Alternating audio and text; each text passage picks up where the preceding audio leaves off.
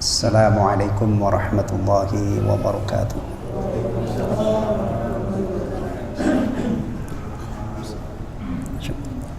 Bismillahirrahmanirrahim. Alhamdulillahi rabbil alamin. Wa bihi nasta'inu ala umurid dunya waddin. Wassalatu wassalamu ala sayyidil anbiya'i wal mursalin, nabiyyina Muhammadin al-mab'uuthi rahmatan lil alamin wa hujjatan 'alal khalaiqi ajma'in, wa 'ala alihi wa azwajihi wa dhurriyyatihi wa sahabatihi wa man tabi'ahum bi ihsanin ila yaumiddin. Amma ba'd. Jemaah sekalian yang semoga senantiasa mendapatkan curahan rahmat Allah Subhanahu wa taala, yang semoga senantiasa mendapatkan taufik dan hidayah dari Allah Subhanahu wa taala, yang semoga senantiasa istiqamah di atas jalan yang lurus, di atas agama Islam ini, sampai akhirnya kita semua meninggalkan dunia ini dalam keadaan husnul khatimah. Amin amin ya rabbal alamin. Alhamdulillah, berkat pertolongan Allah, kemudian berkat perjuangan kita, di waktu maghrib ini kita telah menunaikan kewajiban besar. Kita sholat maghrib, kita zikir ba'da sholat, kita sholat ba'diyatul maghrib, dan insyaallah sampai waktu isya tiba jam 19.31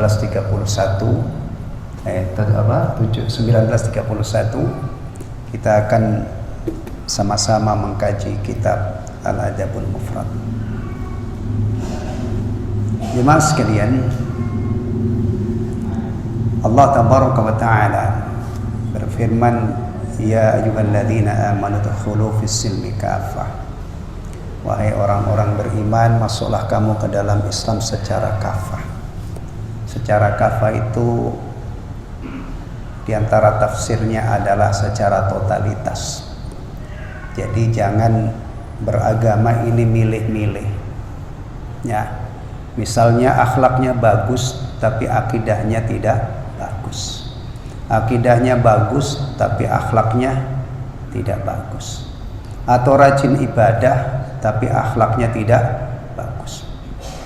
Itu tidak boleh terjadi. Kita harus berjuang menjadi muslim yang totalitas dalam beragama. Pertama, akidah kita ya, harus akidah Islamiyah. Jangan sampai menyelisihi Al-Quran dan Sunnah. Ibadah kita ya juga ibadah yang Islamiyah. Ibadah yang Islamiyah itu diantara ciri utamanya adalah ittiba', mengikuti, menyontoh. Demikian juga akhlak yang kita jadikan hiasan. Biasanya kalau ulama menjelaskan tentang akhlak itu digunakan kalimat at-tahalli. Tahalli itu berhias. Karena memang akhlakul karimah itu jika melekat pada pribadi seorang muslim, itu menjadikan pribadinya itu penuh pesona. Yang aslinya ganteng, akhlaknya bagus, luar biasa. Contohnya Rasulullah SAW. Fisiknya sempurna, kemudian dihiasi dengan akhlakul karimah. Luar biasa pesona pribadi Rasulullah SAW. Bahkan kita sepakat, kadang-kadang ada orang itu buruk rupa, tapi akhlaknya bagus. Keburukannya itu tertutupi oleh akhlak yang mulia. Sebaliknya ada orang tampan, cantik, jelita, tapi akhlaknya bejat. Itu kadang-kadang dikata-katain oleh orang itu dengan makhluk-makhluk yang hina. Padahal aslinya tampan banget, aslinya ganteng banget. At-tahalli ya. Menjadi seorang muslim itu harus kita hiasi diri kita ini dengan akhlakul karimah. Kita kuras, kita jauhkan dari kita akhlak-akhlak yang buruk. Dan juga adab. tata cara kita menjalani hidup ini kita serahkan sepenuhnya kepada bagaimana Allah dan Rasulullah mengaturnya. Kalau saja kita sebagai orang muslim ini faham yang diajarkan oleh Islam dan kita praktekkan, setiap aktivitas kita itu ada pedomannya. Pakai sendal ada formatnya. Kalau kita serahkan bagaimana Rasul mengajarkan, masuk masjid, masuk WC, beda. Cara kita makan, cara kita berpakaian, cara kita tidur, ketika kita bangun tidur, semua lengkap. Cuman masalahnya kandasnya ajaran Islam ini karena beberapa sebab. Pertama, kita yang beragama Islam ini kadang-kadang sangat minim pengetahuan kita tentang aturan atau adab-adab yang diajarkan oleh Rasulullah. Atau berikutnya, kadang-kadang sudah kita ketahui tapi tidak kita amalkan sehingga kandas. Nah, di sini kita akan mengkaji kitab Al-Adabul Mufrad. Alhamdulillah sudah sampai hadis sekitar berapa itu, 100-an ya. Ya, sudah bab tetangga kan, sudah lewat dari hadis yang ke-100. Ya. Yang isinya adalah hadis-hadis tentang adab dan akhlak, atau kadang-kadang athar perkataan sahabat.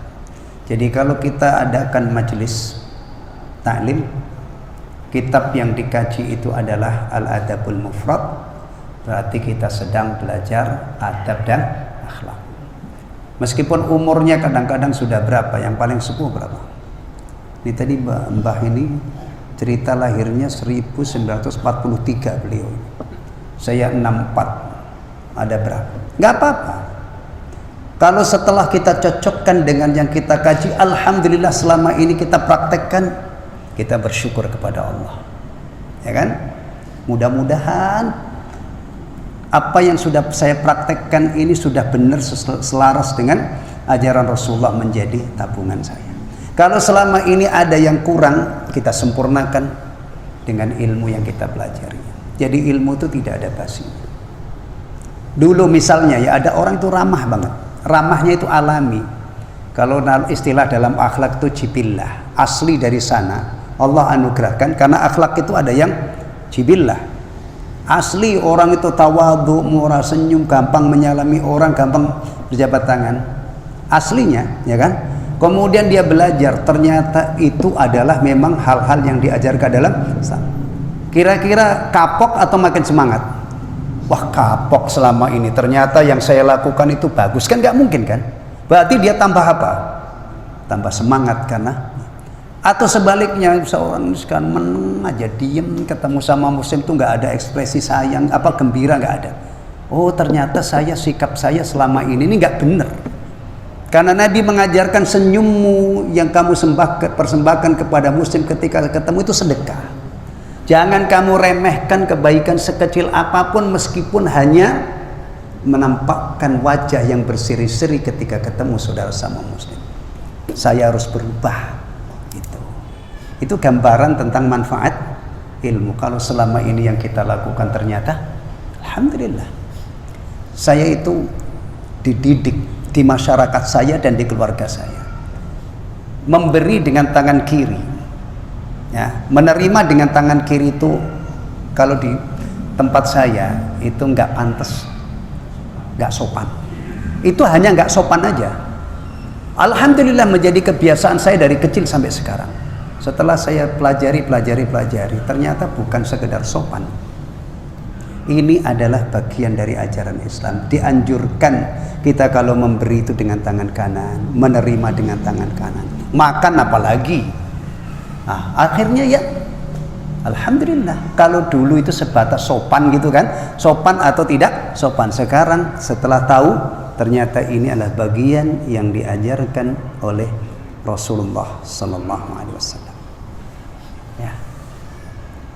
Banyak yang ternyata kalau kita pelajari agama ini ada kebaikan-kebaikan yang dulu itu mungkin hanya nilainya sopan gitu kan. Setelah kita pelajari ternyata diajarkan oleh Rasulullah. Naik dari sopan menjadi sunnah.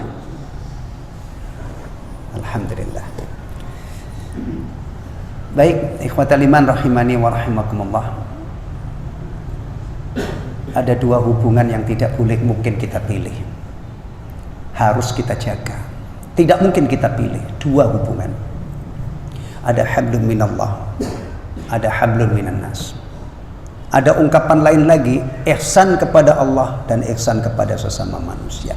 Ini yang kita pelajari, ini adalah panduan ihsan terhadap sesama manusia. 99 hadis itu terapannya di rumah. Di rumah kita ada ibu bapak, ada anak, ada istri. Ini lihat ya, setelah selesai persoalan bagaimana kita menerapkan atau bagaimana kita bergaul dengan orang-orang yang ada di rumah. Berikutnya hadis yang ke-100 itu tentang apa kemarin? Rahmat Allah itu dibagi menjadi 100 bagian. Satu bagiannya dikucurkan di dunia ini, ya, sehingga makhluk manusia ini saling mengasihi satu dengan yang lain, itu dari satu bagian ini. Termasuk yang disebutkan oleh Rasulullah apa? Seekor induk kuda, ya, mengangkat kakinya untuk tidak menginjak anaknya, itu bagian dari rahmat. Itu yang dibuat contoh di dunia binatang, itulah kuda. Dan kalau kita lihat sampai hari ini banyak hewan-hewan yang lain yang masih memiliki kasih sayang kepada anaknya, ayam, kucing dan seterusnya. Bayangin ya, 99 itu disimpan oleh Allah di akhirat untuk orang yang beriman. Tuh. Setelah selesai hadis-hadis yang terapannya dalam lingkup keluarga mekar. Setelah keluarga apa? Tetangga. Alhamdulillah kita kalau nggak salah sudah 2 kali pertemuan kalau nggak salah ya, sudah masuk hadis-hadis tentang tetangga, dan malam ini kita lanjutkan. Jadi kita malam ini belajar tentang panduan bagaimana kita bergaul, berinteraksi dengan tetangga. Kita itu diperintahkan oleh Allah apa kepada tetangga kita. Kita dilarang ke apa oleh Allah dan Rasulnya. Ini penting untuk kita ilmui. Karena kita punya tetangga. Ketika kita hidup bertetangga, kita praktekkan apa yang diajarkan oleh Allah dan Rasulnya. Ini bagian amal soleh yang kita bawa menghadap Allah, yang kita harapkan itu menjadi penyebab bahagia kita di dunia, terutama di akhirat nanti ya, sampai akhirnya mudah-mudahan kita selamat dari azab Allah dan dimaksudkan ke dalam surganya, berkat rahmatnya, berkat karunia-Nya, dan disebabkan karena ketaatan kita kepada Allah. Kaitannya dengan tadi hablum minallah, hablun minan nas. Baik, terakhir sampai hadis berapa di situ? Hah? Memperbanyak kuah, ya. Oh iya, Rasulullah SAW mengajarkan kepada siapa itu? Abu Darda ya. Kalau apa namanya, memperbanyak kuah ya.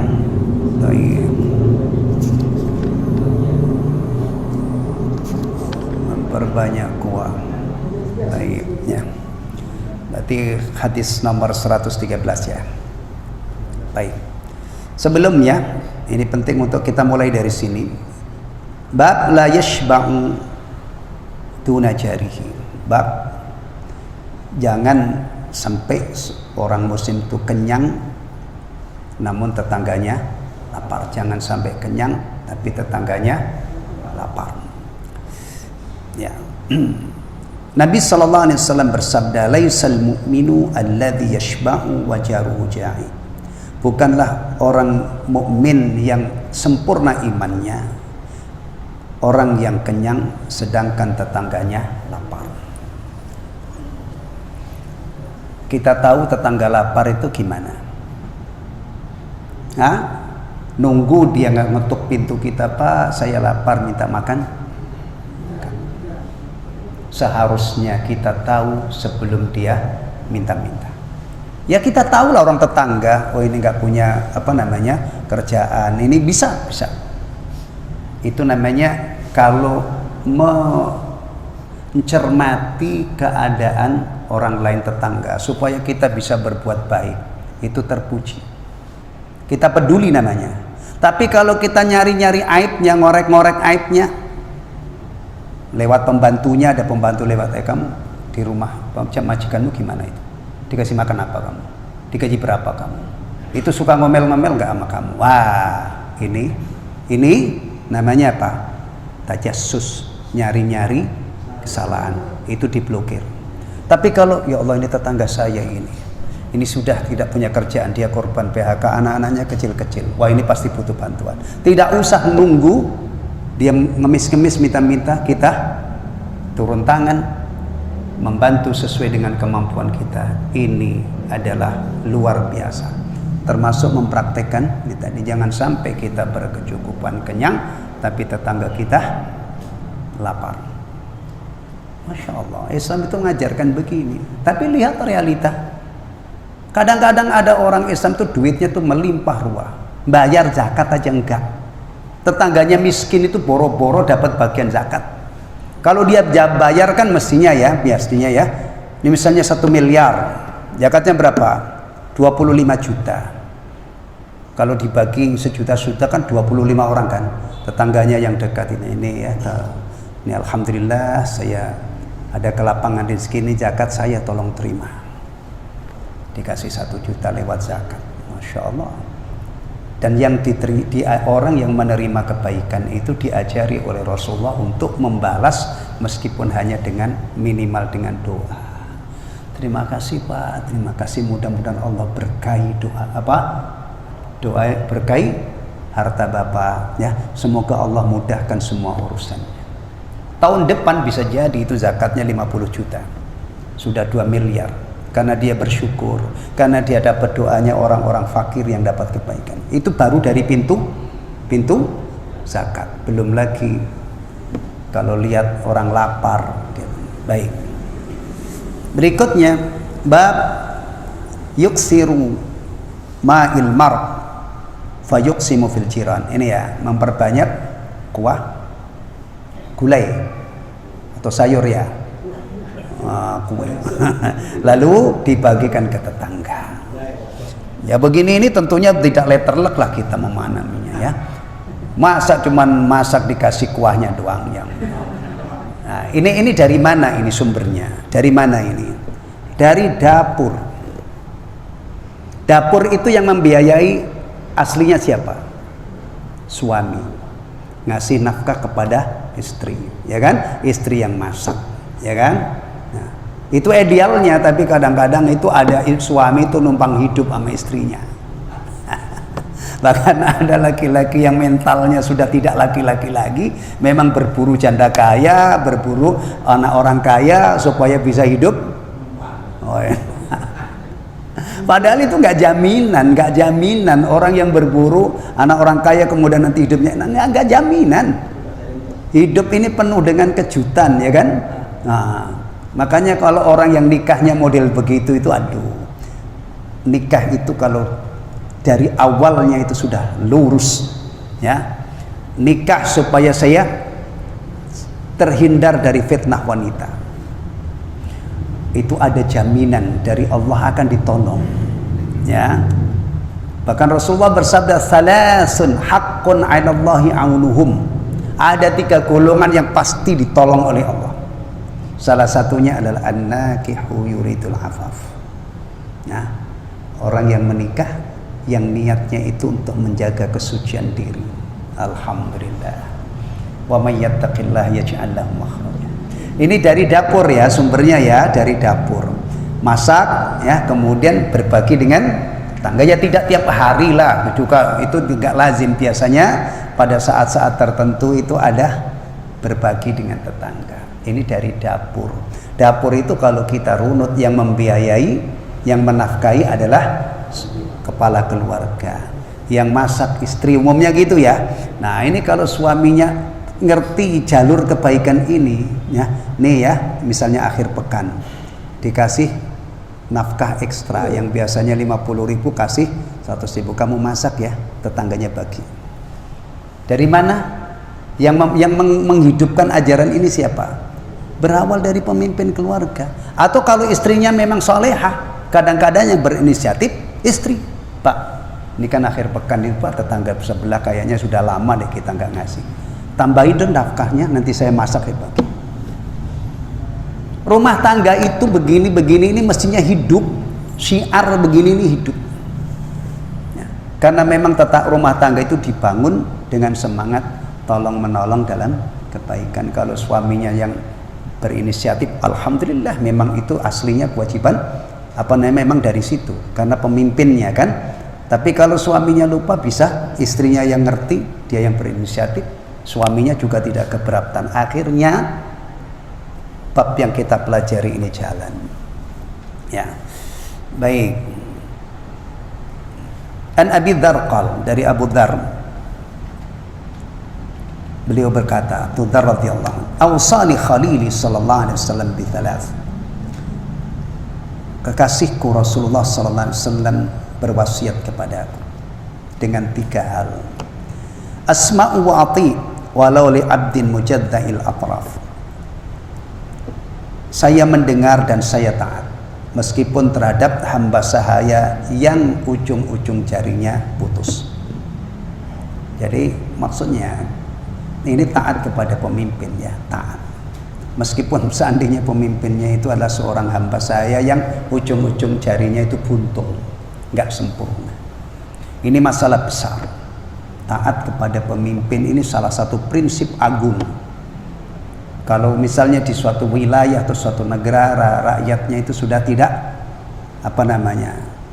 tidak taat, akan terjadi kekacauan, bahkan kadang-kadang berdarah-darah. Ya. Dan Islam itu sangat perhatikan. Tapi ingat, taat kepada pemimpin itu tidak mutlak. Ya. Yang mutlak itu hanya taat kepada Allah dan Rasulnya. Jadi antum jangan khawatir.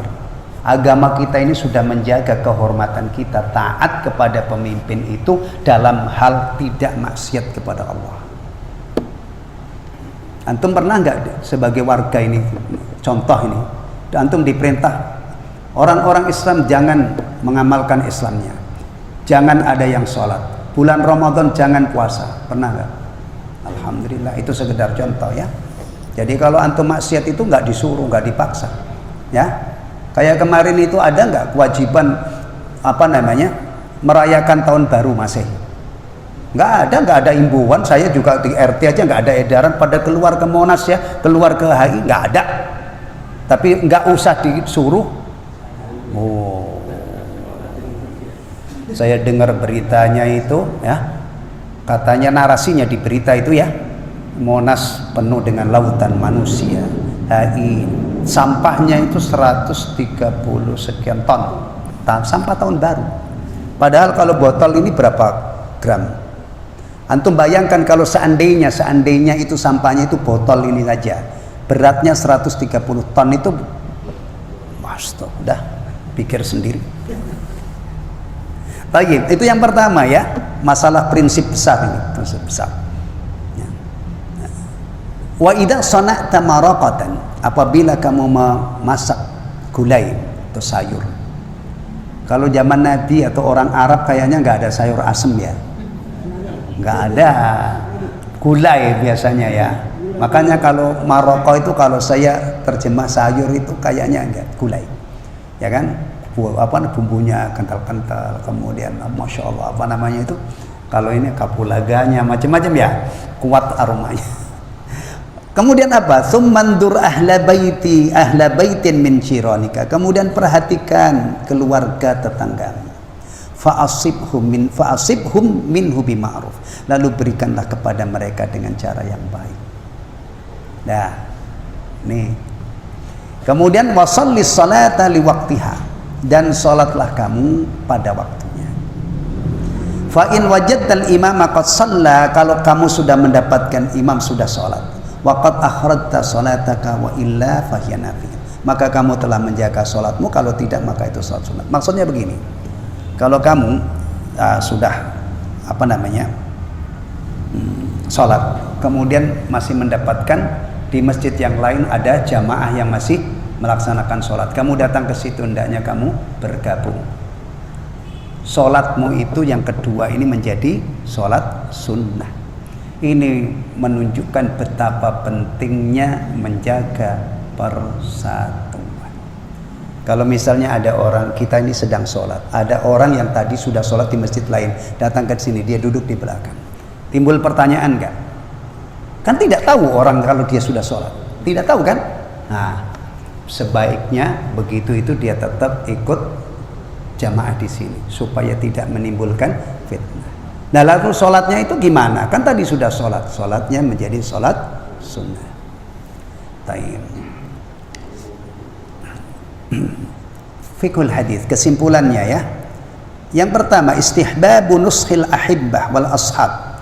Dianjurkan untuk menasihati ya, orang-orang tercinta dan sahabat-sahabat bima yanfa'uhum fi dunyahum wa akhiratahum. Dengan hal-hal yang bermanfaat di dunianya, wa akhiratihim dan akhiratnya, Jadi ini yang diajarkan di dalam Islam.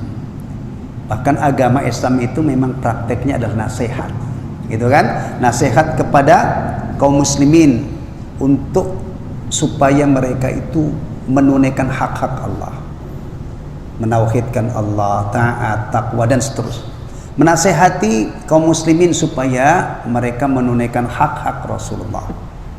Menasehati kaum muslimin ya supaya mereka taat kepada pemerintahnya, dan nasihat kepada kaum muslimin untuk hal-hal yang bermanfaat dunia dan akhiratnya. Ini salah satunya. Ya, tadi Rasulullah nasihati siapa? Abu Dzar, gitu kan? Ini Rasulullah kepada Abu Dzar. Nah, sekarang hal-hal begini ini mestinya dilanjutkan. Siapa yang melanjutkan? Ya ulama, nasihati kaum muslimin, mendidik kaum muslimin.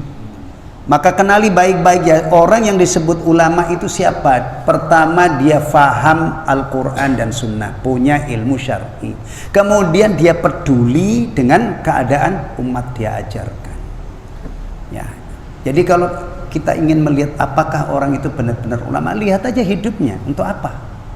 Kalau dia mengajarkan agama ini supaya kaum muslimin faham dengan berbagai macam cara, ya, yang mungkin bisa menulis kitab, dia tulis kitab, yang mungkin bisa ceramah, dia ceramah, yang mungkin bisa ngajar, dia ajar. Nah, ini harus hidup ini. Nah, sekarang problematika kita itu umat Islam banyak, tapi nasihat menasehati itu tidak ada. Ada semacam pembiaran. Begini ini waktu maghrib itu orang nggak sholat itu di mana-mana, ya kan? Benar, orang Islam banyak, tapi jarang. Mas, sudah sholat maghrib, yuk kita sholat. Jarang. Ya, baik. Urusan dunia dan akhirat ya. Karena memang impiannya orang Islam itu sukses dunia akhirat. Betul ya? Bahkan doa favoritnya orang Islam, doa yang paling istimewa, isinya itu. Rabbana atina fid dunya hasanah wa fil akhirati hasanah wa qina adzabannar. Kadang-kadang kita bisa melakukan hal yang bermanfaat untuk dunia kita, itu harus diingatkan orang lain. Nah, kalau doa ini doa favoritnya orang Islam, tapi cara menghabiskan waktu, urusan dunia enggak, ibadah juga enggak. Doa ini tembus apa enggak? Maka tolong ingat baik-baik, orang Islam itu bukan hanya diajari piawai berdoa, tetapi menjadi pejuang-pejuang hebat. Ya, petani supaya sawahnya itu menghasilkan hasil yang maksimal, dia harus bertani sesuai dengan ilmu pertanian. Makanya agama Islam itu tidak anti terhadap ilmu pengetahuan. Ilmu-ilmu pengetahuan yang mendatangkan manfaat di dunia ini itu sangat dibutuhkan. Bahkan kalau dulu ulama-ulama dulu ya, itu sudah dulu itu bisa ratusan tahun yang lalu ulama itu sudah mengingatkan hal-hal begini, ini sudah dibahas oleh mereka, fardu kifayah. Ilmu yang paling utama setelah ilmu syar'i apa? Ilmu kesehatan. Ada yang mengatakan ilmu kesehatan. Nah, kalau benar kan orang Islam itu kalau tidak sehat, yang menjadi orang lemah. Sholat ke masjid nggak bisa, Jumatan nggak bisa, puasa nggak bisa. Ternyata untuk bisa beribadah maksimal itu kita butuh sehat. Ya. Maka tidak hanya ilmu agama saja. Kalau kita punya keahlian ilmu dunia, kemudian bisa anak-anak muda itu kita ajari misalnya, ya kan? Nah, kita sudah memberi sudah andil membimbing dia supaya dia bisa melakukan aktivitas yang bermanfaat untuk dunia dan akhiratnya ya juga. As-sani adam ikhtiqari syai'in min dhurubil khair was sunufil birri. Yang kedua, kepelajaran dari hadis ini tidak meremehkan sedikit pun ya kebaikan. Ya. Kita itu diajari kebaikan sekecil apapun itu jangan kamu remehkan. Rasulullah sallallahu alaihi wasallam menganjurkan apa tadi? Kamu kalau masak ya, gulai perbanyak kuahnya kemudian bagi. Di hadis yang lain itu orang kaum muslimat yang biasa, memang urusan ini biasanya dari ibu-ibu ya, urusan berbagi dengan tetangga itu, karena ini termasuk kebaikan yang sumbernya dari dapur tadi ya. Rasulullah memberi motivasi kepada kaum muslimat jangan meremehkan pemberian kepada tetangga meskipun itu hanya kaki kambing. Kambing itu kalau di anatomi bagian yang paling istimewa apa? Dagingnya yang tanpa lemak ya, benar kan? Saya kalau lagi makan di tempat-tempat olahan kambing itu, kalau saya pesan sate biasanya ditanya, Pak, yang daging murni atau yang campur? Saya milih yang daging murni. Biasanya begitu. Jadi kambing itu kalau di anatomi itu bagian-bagian itu yang paling afkir adalah bagian kaki, apalagi orang Arab nggak kepikir ngolah ini. Kalau kita Masya Allah itu menjadi menu unggulan kayak di Rawalumbu Jembatan 7 sana itu 6 ya, itu ada warung jelas sop kaki kambing. Itu sudah dimotivasi oleh Rasulullah. Termasuk ini tadi ya. Ini kan sederhana ikhwatal iman ya. Kalau orang yang ekonominya mapan, dia ingin mengamalkan ini, Masya Allah, bisa dia berikan kepada tetangganya itu yang elit atau yang lebih berharga. Tinggal ngukur kantong kita ya. Bahkan bisa jadi kadang-kadang orang memberi hadiah kepada temannya itu jam tangan mewah, Rolex atau apalah, Rolex itu masih ada yang di hati. Atau kadang-kadang ngasih yang harganya itu puluhan juta. Diawali dari yang sederhana ini. Kemudian selanjutnya kalau orangnya, saya ingin mengamalkan ini, saya ingin memberi hadiah kepada tetangga, ingin berbagi dengan tetangga. Apa? Ya tidak mesti kuah. Orang ini mungkinlah di akhir pekan itu ke suatu tempat, di sana itu ada jajanan ikonik. Dan ke orang yang biasa, yang ngerti Indonesia ini, setiap tempat itu ada jajanan ikoniknya. Saya punya tetangga dari Medan. Saya dikasih bika Ambon. Dulu itu bingung, saya kira bika Ambon itu adalah masakan Ambon. Gak taunya itu adalah masakan favorit dan gitu. Saya punya tetangga dari Padang. Dikasih itu singkong, yang ada singkong balado Padang. Saya punya tetangga dari Lampung, dia pulang dari Lampung, saya dikasih sekardus itu keripik pisang. Kalau nanti sudah nyebrang ke sini, Masya Allah. Sepanjang Jawa ini dari ujung sampai sana. Kalau saya pulang ke Jepara itu tidak terkenal makanannya, ukirannya kan. Yang ikonik itu Kudus, ada jenang Kudus. Ya, jenang, kalau di sana namanya jenang. Kalau dodol ini Garut. Gampangnya begitu kan? Kita kemana? Semarang, banyak pilihannya. Ada makanan Semarang yang kadang-kadang tidak semua lidah orang bisa menikmatinya. Lumpia, itu baunya kayaknya kan rebung itu kalau sebagian orang. Tapi ada yang ini, bandeng presto, ada wingko babat. Antum ke Jogja itu dulu terkenalnya tidak seperti sekarang. Sekarang yang kita simak di media itu berita tentang Jogja itu darurat miras. Iya kan beritanya itu, tapi yang saya kenal Jogja itu kota gudeg. Kota apa lagi? Pak Pia.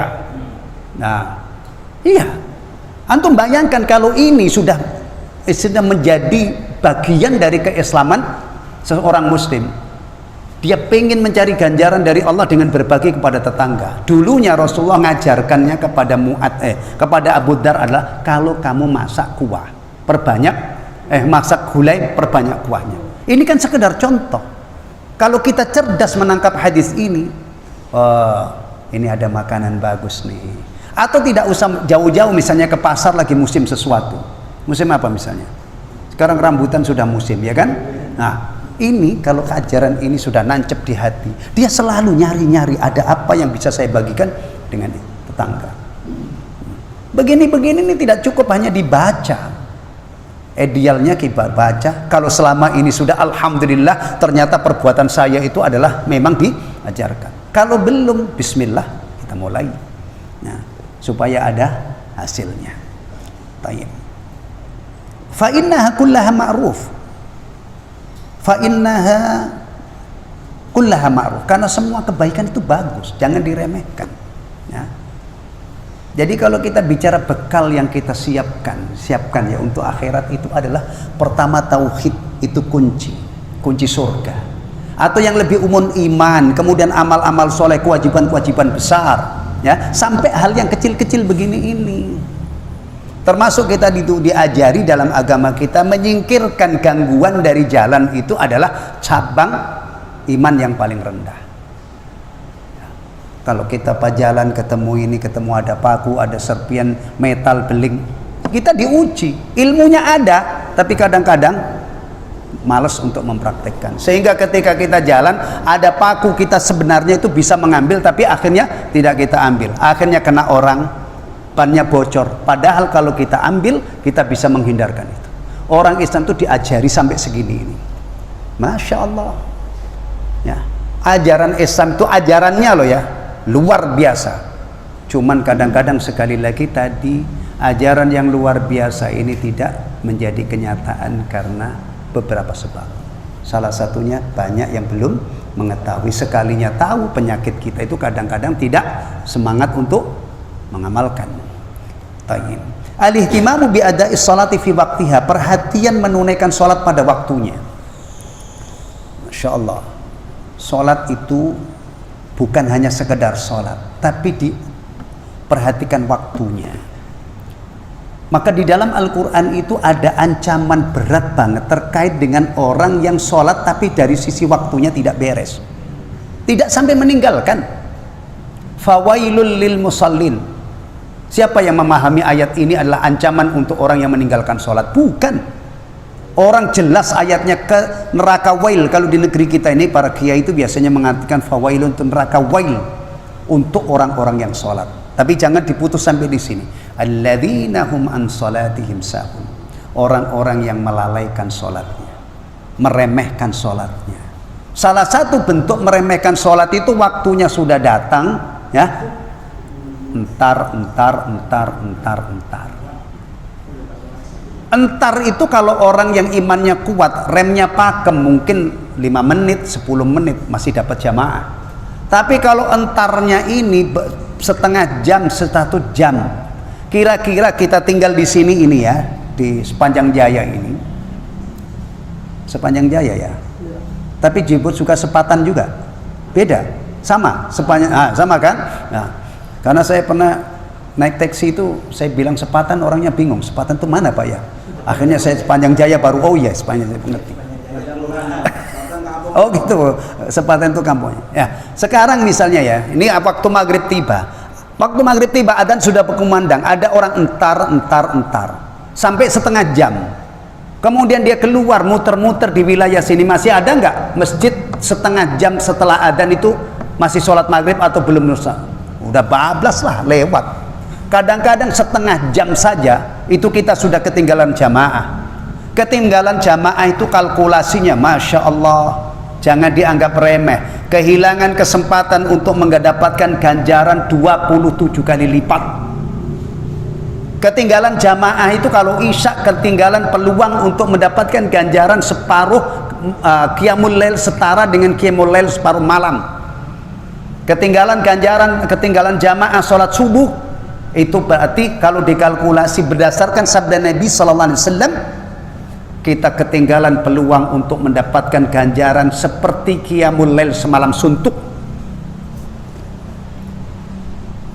Sholat berjamaah itu amalan yang fadailnya luar biasa, ya. Kalau dibahas secara ilmiah hukumnya memang beda-beda. Ada yang mengatakan sunnah muakkadah, ada yang mengatakan fardu kifayah, ada yang mengatakan wajib setelah. Oke, itu kita abaikan dulu.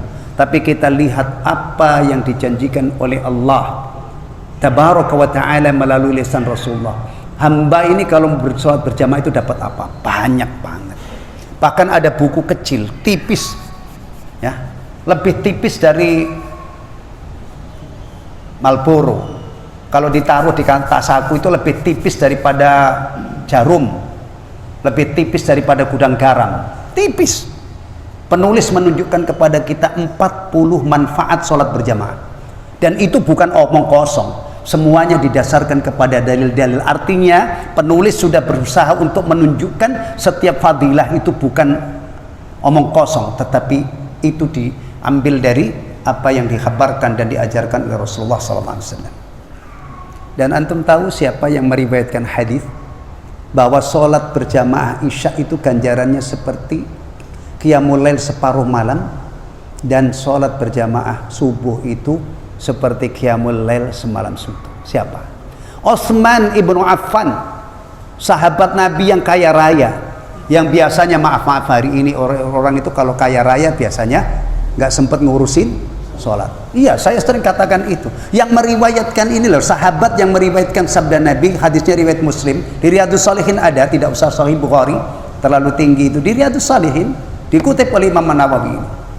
Barang siapa yang sholat isya berjamaah maka seakan-akan seperti qiyamul lail separuh malam. Barang siapa yang sholat subuh berjamaah maka ganjarannya seperti qiyamul lail semalam suntuk. Ya, ini yang kadang-kadang kurang disampaikan oleh ustadz-ustadz sepengetahuan saya ya. Itu biasanya itu orang itu hanya disemangati tahajud. Padahal susahnya setengah mati tahajud hari ini.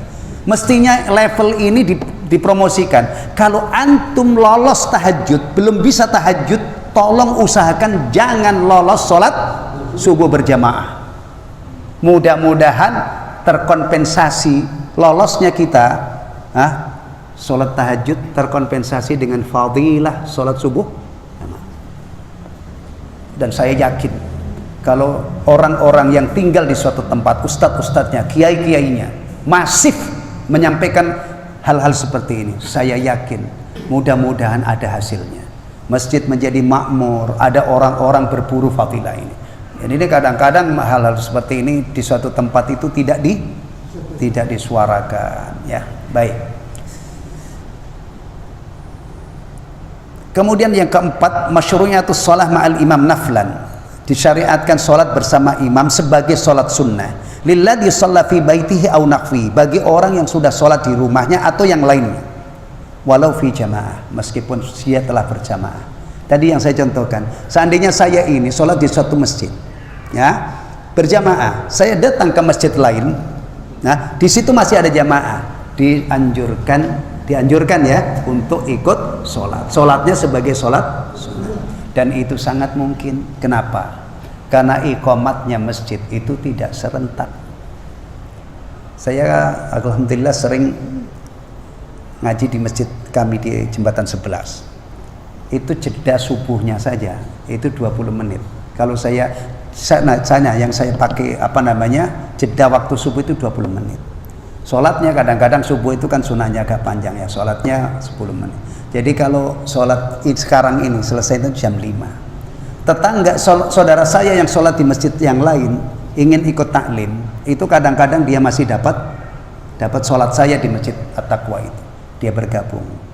Ya, ini sangat mungkin. Atau mungkin dia sholat di rumah karena di lingkungannya tidak ada ini masjid. Kemudian dia datang ke masjid masih ada jamaah ditegakkan, dianjurkan untuk sholat bersama imam, sholatnya sholat sunnah. Al-khamis irsyadun Nabi sallallahu alaihi wasallam ummatahu ila makarimil akhlaq. Petunjuk Nabi sallallahu alaihi wasallam kepada umatnya terhadap akhlak-akhlak yang mulia. Jadi kita itu diajari oleh Nabi, dibimbing oleh Nabi menuju akhlak-akhlak yang mulia. Bahkan kalau bicara akhlak, Nabi itu bukan hanya mengajar, tapi menyontohkan, memberi teladan. Maka sampai ada ungkapan belajar akhlak yang paling simpel itu adalah mempelajari akhlak Nabi, kemudian kita tiru. Jangan kita itu hanya mengagumi akhlak Nabi, Masya Allah, Nabi itu dermawannya luar biasa. Apalagi kalau bulan Ramadan, puncak dermawannya beliau. Ya Allah, Nabi itu pemalu banget. Nah, Nabi itu penyayang banget, Nabi itu pemberani banget, Nabi itu penyabar banget. Cuman sampai di situ. Tapi kita tidak berusaha untuk meneladani. Kalau kita berusaha untuk meneladani kan kita belajar dermawan, belajar pemalu, belajar penyabar, belajar penyayang dan seterusnya. Akhirnya mudah-mudahan kita itu ada apa istilahnya ya? Ya sebagai umat Nabi itu ada mirip-miripnya itu loh. Apa yang ada pada Nabi kita tiru. Tapi kalau menandingi Nabi apalagi mengungguli mungkin apa enggak? Mimpi kali. Nah, orang kok mau nandingin Nabi, memang kamu siapa? Nabi itu atqan nas, a'badun nas. Jadi kalau hari ini ada orang yang lebih baik dari Nabi, berarti bisa menggeser kedudukan Nabi sebagai teladan bagi umat, dan itu mustahil. Mustahil. Nah, itu gambarannya ya, kita berinteraksi dengan generasi-generasi terdahulu, jangan hanya dikenang. Masya Allah, Abu Bakar As-Siddiq itu solehnya luar biasa, khalifah dijamin masuk surga. Tapi kita tidak meneladani. Utsman bin Affan apalagi itu orang kaya raya kok masuk dalam jajaran dijamin masuk surga. Sementara orang-orang kaya terdahulu itu dihancurkan oleh Allah. Termasuk saya tadi baru baca berita. Ini narasi yang saya baca ya. Kalau nggak salah itu Sindu. Jadi kebakaran di Amerika, di Los Angeles. Los Angeles itu lambang keangkuhan dan kesombongan Amerika. Karena yang tinggal di sana itu orang-orang elit, Masya Allah hidupnya glamor. Tapi di sisi yang lain tingkat kemiskinan katanya, saya itu baru nggak kenal Los Angeles, cuman membaca, itu juga tertinggi di Amerika. Jadi ada ketimpangan, yang mewah itu mewah banget, yang miskin banget, dibakar oleh Allah. Bahasanya kan begitu. Kalau antum baca, apa itu penyebabnya? Angin apa? Badai apa? Nggak usah ini, nanti cari beritanya. Kerugiannya terakhir yang saya baca 4.000 triliun sekian. Masya Allah. Ya, ambil pelajarannya. Banyak yang dikait-kaitkan dengan ucapannya Trump dan lain sebagainya, tapi kita tidak usah sejauh itu. Yang kita ambil pelajarannya adalah Allah Subhanahu wa taala itu kalau menghendaki mengemusnahkan satu kaum itu tidak kurang-kurang cara. Los Angeles, California luluh lantak dengan api. Dulu ada yang luluh lantak ditenggelamkan, ada yang luluh lantak dihujanin batu, ada yang luluh lantak di sambar petir, ya kan? Itu semua kisahnya ada di dalam Al-Qur'an Al-Karim. Kita mudah-mudahan bisa mengambil pelajaran. Baik. Istibahabut tahadi bainal jiran, dianjurkan untuk saling memberi hadiah antar tetangga. Untuk apa? Untuk menumbuhkan kasih sayang dan menambah kedekatan antar tetangga. Saling memberi hadiah itu luar biasa manfaatnya. Baik, sampai di sini. Insya Allah nanti kita lanjutkan pada pertemuan berikutnya ya. Subhanakallahumma wa bihamdika asyhadu an la ilaha illa anta astaghfiruka wa atubu ilaik. Assalamualaikum warahmatullahi wabarakatuh.